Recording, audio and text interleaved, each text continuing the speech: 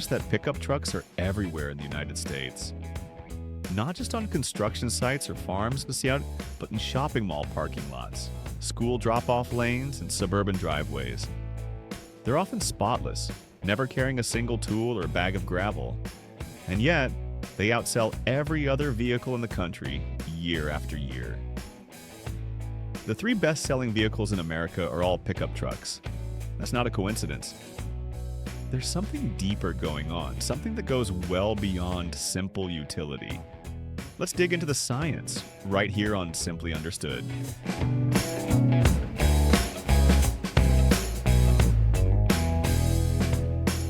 On the surface, the explanation seems obvious. America is a big country. People have land, they haul things, they tow trailers, and all of that is true for some buyers. But surveys consistently show that the majority of pickup truck owners rarely use their truck bed for anything significant. Most trucks spend their lives commuting, running errands, and sitting in driveways. So if pure practicality doesn't explain the numbers, what does? To understand it, you have to go back further than you might expect. The pickup truck's roots in American culture stretch back to the early 20th century, when Ford introduced work vehicles designed for farmers and laborers. For decades, trucks were tools.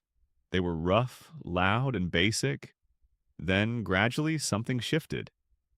Manufacturers began adding comfort features, better seats, air conditioning, radio.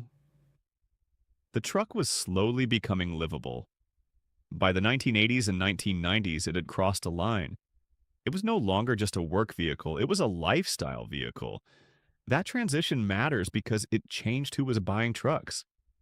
It was no longer only ranchers and contractors, it was middle-class families, commuters, and professionals who liked the feeling a truck gave them.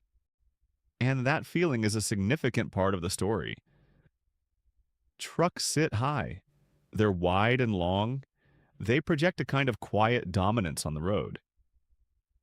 Psychologists who study consumer behavior have noted that large vehicles, especially trucks, give drivers a strong sense of control and confidence. There's even research suggesting that height alone, sitting elevated above other drivers, creates a measurable shift in how people feel behind the wheel. That's not marketing language, that's a documented psychological response. Then there's the identity dimension. In many parts of the United States, the truck is not just transportation. It signals something about who you are. It says you're capable, self-reliant, practical, even if you never use the truck bed. This is what researchers call aspirational consumption. You buy the object not for what it does, but for what it says about you. The truck has become a cultural symbol, and symbols have power that spreadsheets about cargo capacity simply can't measure. Tax policy quietly accelerated all of this. In the United States, vehicles classified as light trucks, which includes pickups, have historically faced lower fuel economy standards than passenger cars. This gave manufacturers far more freedom to build them large and powerful without regulatory penalty.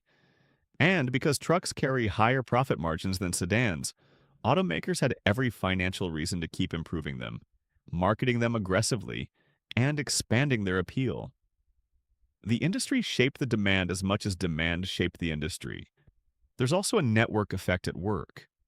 When trucks become common in a region, other drivers begin to feel smaller and more vulnerable in standard cars. Some researchers have pointed to this dynamic as a self-reinforcing cycle. More trucks on the road make trucks feel more necessary, which leads to more trucks on the road.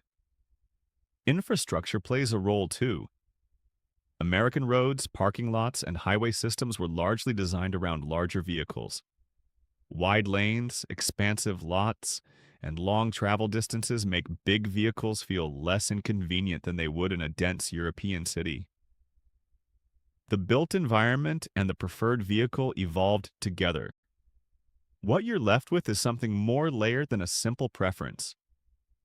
The American pickup truck is the product of history, psychology, tax structures, corporate strategy, cultural identity, and road design, all reinforcing each other over decades. The person buying a truck today may never consciously think about any of this. They just know it feels right. And maybe that's the most interesting part. The choices that feel the most personal are often the ones most shaped by systems we never see.